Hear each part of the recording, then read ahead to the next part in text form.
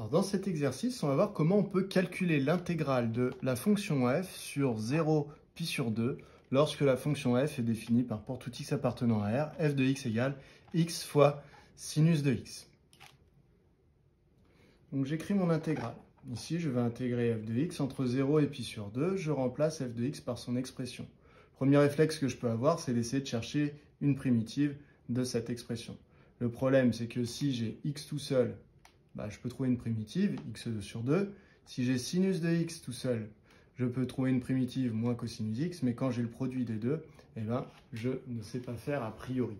C'est pour ça que je vais me diriger vers une intégration par partie. Ça peut peut-être m'aider.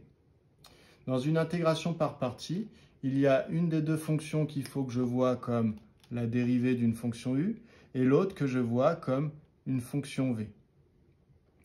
Petit conseil, quand vous avez un polynôme et une fonction autre du type sinus, cosinus, exponentielle, logarithme, bien souvent, c'est le polynôme qu'on pose comme étant la fonction v. Et l'autre qu'on voit comme la dérivée. Donc on pose pour tout x appartenant à 0 pi sur 2, on va poser u' de x égale sinus de x et v de x égale x. Donc vous voyez, c'est pas je prends le premier, je l'appelle u', je prends le deuxième, je l'appelle v. C'est il faut réfléchir à ce que vous êtes en train de faire. Donc, cette fonction, on peut la primitiver, elle est continue, et on connaît sa primitive, enfin une primitive, et celle-là, on peut la dériver. Donc, on peut poser u de x, trouver u de x, on peut choisir comme primitive de sinus x, on peut choisir moins cosinus de x. Je dis on peut choisir parce que vous savez que des primitives, il y en a une infinité, donc moi je choisis celle qui me paraît la plus simple. Et v' de x est égal à 1. Voilà. Maintenant, je peux appliquer ma formule d'intégration par partie. Donc, finalement, l'intégrale de 0 à pi sur 2 de x fois sinus de x dx est égale à. Alors, ma formule d'intégration par partie, qu'est-ce qu'elle me dit? Elle me dit que l'intégrale de u'v va être égale à, je prends ma primitive, ici uv, à qui je dois retirer l'intégrale de uv'.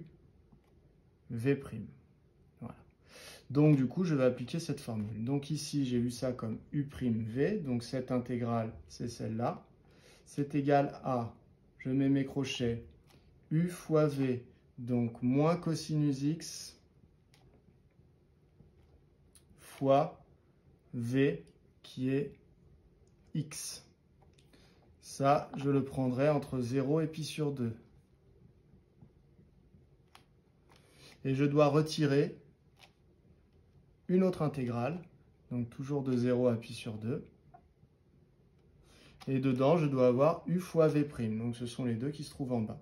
Donc, moins cosinus de x fois v' qui vaut 1.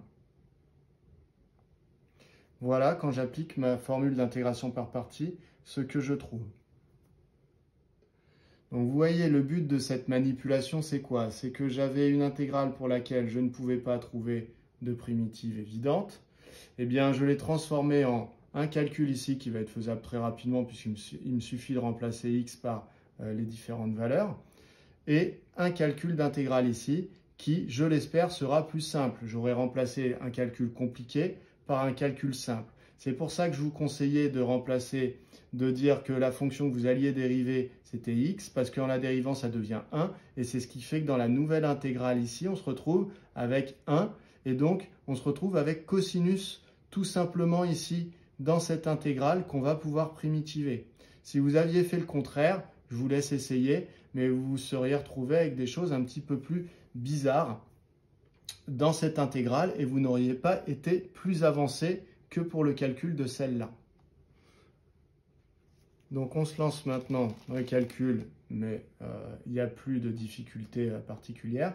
Donc je remplace par pi sur 2, donc moins cosinus de pi sur 2 fois pi sur 2. Donc le fois pi sur 2, je pourrais le mettre devant. Hein.